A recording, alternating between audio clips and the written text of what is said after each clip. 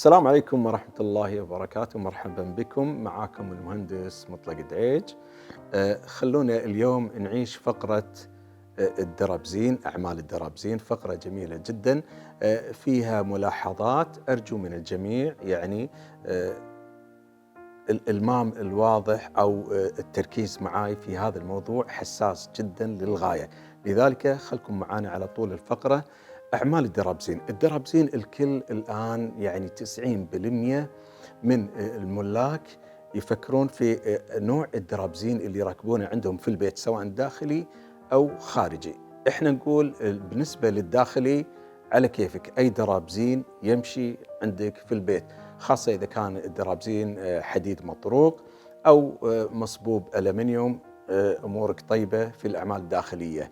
لكن في الأعمال الخارجية، الأعمال الخارجية تعرفون متابعيني، أعمال الحديد، أعمال الحديد عندنا معرضة للعوامل الجوية بشكل مو طبيعي، رطوبة والجو حار، فما يطوف 3 سنوات أو سنتين إلا يبدأ الصدى في الدرابزين، سواء درابزين أعمال درابزين أو المظلات الخارجية اللي قاعدين نشوف في توجه شديد جدا إلى أعمال الحديد. وفي النهاية بعد سنة ينخدع ويبلش عنده أعمال الصدى، وتعال حاول تعالج الصدى بمادة البرايمر العازلة وإلى غيره وأعمال دهانات وتعيش في متاهة.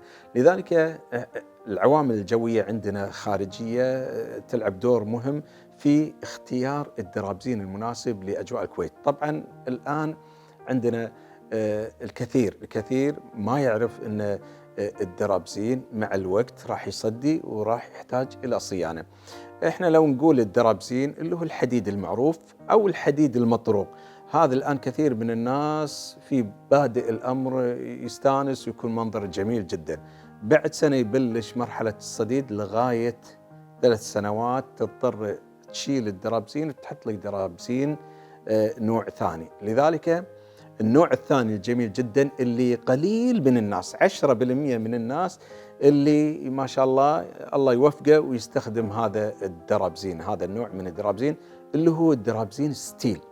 ركزوا معي، ستيل، أنواع ستيل الآن، في ستيل شفاف، في ستيل مطفي، وكلهم يحتاج تنظيف مع الوقت، لكن ضد أعمال الجوية عندنا، أعمال التجوية في الكويت، أعمال التجوية الرطوبة والأمطار وإلى آخره. لذلك من واقع تجربتي أعمال الستيل جميلة جدا، ما يبيد نهائيا.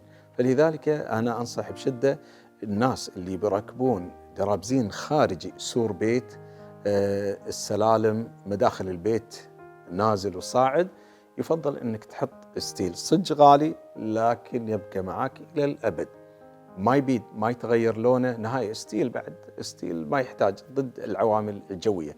لذلك هذا اللي أنا، وأيضا كناحية جمالية مو طبيعي، ستيل جميل جدا.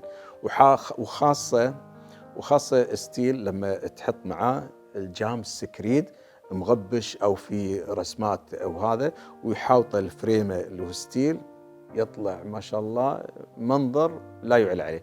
هذا شفته في كثير من القصايم في كل قصايم الكويت، سواء المطلع، جنوب عبد الله مبارك، فهد الأحمد، اللي يستخدم ستيل هو الإنسان الناجح، يعني لأنه في النهاية طفي راسه ولا يحتاج صيانة بالنسبة لستيل. أما الحديد المطروق وغيره فهذه عليه مشاكل وعلامة تعجب، يحتاج صيانة دائما.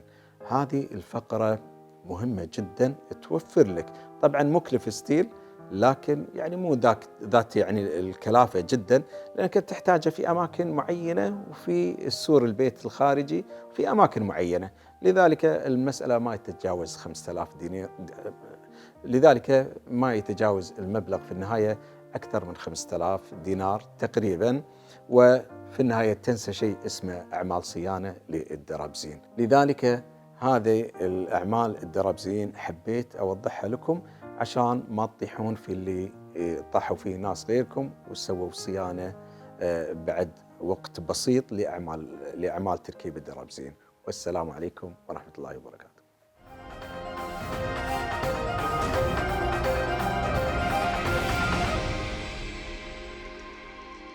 بسم الله الرحمن الرحيم. جمهورنا الكريم، إخواني المواطنين، اليوم معاكم أخوكم المحامي علي مصطفى حلاوة. بداية راح يكون في حلقة اليوم راح نتكلم عن مسيرتي لغاية ما وصلت إلى المحاماة، ووصلت إلى أني أقوم بعملي الخاص من خلال مكتبي الخاص بالمحاماة. وهذا ما أأمل من جميع المواطنين، بأن يكون صاحب عمل حر، وعلى قولتهم بالكويتي مدير نفسه. فبداية أنا للأمانة تأخرت في فترة الثانوية بسبب أن شباب وهذه الأمور، ولكن بعد ما تخرجت ووصلنا إلى سن اللي يكون الشخص مدرك فيه ما هو المستقبل وكيفية بناء مستقبله. ما تأخرت وايد، تأخرت سنتين تقريبا أو هذا، ولكن ما كان الموضوع عدم دراية أو إهمال، ولكن كنا شباب. بعد ذلك الحمد لله تم الإصرار على الدراسة وتخرجت، ولكن ندمت في السنتين اللي يمكن البعض يشوفهم بسيطين، ولكن أنا ندمت فيهم ندم كثير، اللي خلاني مثلا كلفني أني أنا أتأخر أكثر من 5-6 سنوات في حياتي بسبب سنتين. عموما بعد ذلك التحقت في وزارة الداخلية في سنة 2002، وتم تخرجي في سنة 2004 وحصلت على دبلوم. وبعد ذلك درست في الجامعة بكلية الاقتصاد، ولكن لم تلقى مني يعني ذاك الرغبة، بما أنه ليس مجالي. فسبحان الله تبين قدامي كلية الحقوق، ودخلت كلية الحقوق، والحمد لله تم تخرجي منها بخلال 3 سنوات ونص. طبعا هذه 3 سنوات ونص هي اللي أنا ممكن اليوم بهالحلقة أتكلم عن المدد، لأن كشباب كوعي للشباب هذه الفترة اللي الثانوية ثق تماما أنها ترسم مستقبلك كامل إلى الأمام. فلذلك يجب من الإخوان الشباب أو من يفكر في دراسة الجامعة أن يتوكل على الله ولا يؤخر وما يأخر يوم في هذا الموضوع. فبعد ذلك رغم أنه كان باقي لي 1.5 سنة وأتخرج من كلية الاقتصاد، تركت الجامعة ودخلت الحقوق، والحمد لله خذينا الخبرة. واليوم أنا أكلمكم أنا مدير نفسي، وهذا هو العمل الصحيح. إحنا ممكن شوي ندخل في موضوع، وهي ليش يسمونه عمل حر. لما أقول لي أنا أعمال حرة أو تقول عمل حكومي، اللي يوصل إلى الأعمال الحرة معلش في المصطلح هو يسمونه زمن اللي يعطي راتب، ويسمى زمن عبودية، كأن هذا الأخ يشتغل عندي أنا أعطيه مقابله راتب. فلما أنا أوفر لنفسي بيئة، أنا أكون مدير نفسي، أنا أكون أنا أحدد قيمة راتبي، ولكل مجتهد نصيب، وعلى قدر المشقة رب العالمين راح يرزقك فيها.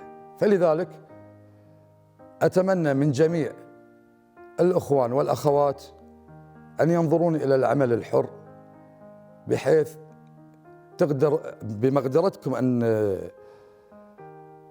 أن تمارسون حياتكم بشكل طبيعي، بعدم الارتباط، بعدم معاقبتك، بعدم اتخاذ الإجراءات اللي ما نحن بها. فلذلك أتمنى من الإخوان وخاصة في المستقبل التوجه للشهايد أو للتخصصات التي تجعلنا نعمل بالأعمال الحرة، بعيدا عن الأعمال التي يعني نتكلم بالعمل الخاص كشكل أفضل. وما تم ذكره هي نبذة قصيرة أو نبذة قليلة عن حياتي، وما أتمنى لجميع المواطنين، وأشوفكم على خير.